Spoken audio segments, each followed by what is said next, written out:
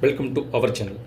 நம்ம சேனலில் பொதுமக்கள் பயன்பெறும் வகையில் ஒவ்வொரு தினந்தோறும் தெரிந்து கொள்ள வகையில் அறிவிப்புகளும் அரசு வழங்கக்கூடிய திட்டங்களில் கிடைக்கக்கூடிய சலுகைகளும் அந்த அரசு திட்டத்தின் மூலமாக சலுகைகள் மூலமாக என்ன வகையான நன்மைகள் உள்ளது, யாரெல்லாம் இதற்கு விண்ணப்பிக்க முடியும் அப்படின்ற தகவலை அப்டேட் பண்ணியிருக்கோம். இன்றைய தினம் வீட்டில் 2 கேஸ் சிலிண்டர் உள்ளவர்களுக்கு மானியம் கிடைக்குமா? 5 முக்கிய தகவல். குறிப்பாக பார்த்தீங்கன்னா அரசு தரப்பில் சில சிலிண்டருக்கு பார்த்தீங்கன்னா மானியம் விநியோகம் செய்யப்பட்டு வருகிறது. அந்த விநியோகம் செய்யக்கூடிய சிலிண்டர் பார்த்தீங்கன்னா வீட்டில் 2 கேஸ் சிலிண்டர் வைத்திருப்பவர்களுக்கு இந்த மானியம் கிடைக்குமா?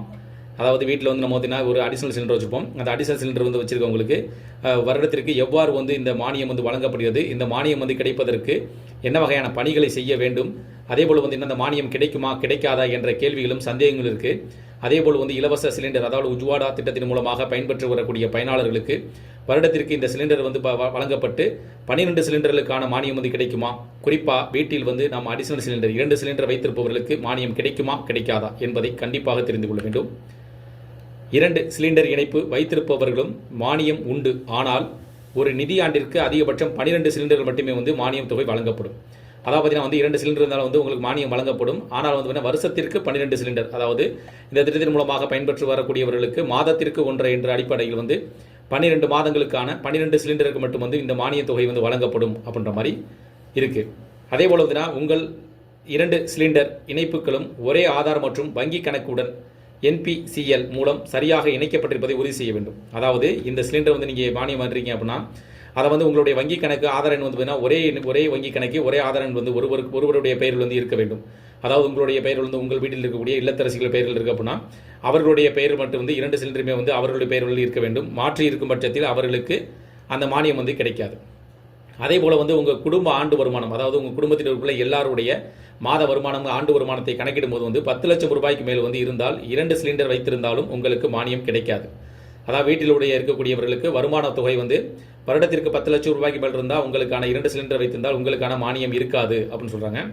அதே போல் உங்களுடைய வங்கி கணக்கை நீண்ட நாட்களாக பயன்படுத்தாமல் இருந்தால், அதாவது நீங்கள் இந்த மானியம் செலுத்தக்கூடிய இணைக்கப்பட்டுள்ள வங்கி கணக்கு பார்த்தீங்கன்னா ரொம்ப நாளாக நீங்கள் யூஸ் பண்ணாமல் இருக்கீங்க, நீண்ட காலமாக நீங்கள் அதை பயன்படுத்தாமல் இருக்கீங்க அப்படின்னா அதன் மூலமாக பார்த்தீங்கன்னா மானியம் வராததற்கான வாய்ப்புகள் இருக்குது அப்படின்னு மாதிரி சொல்கிறாங்க.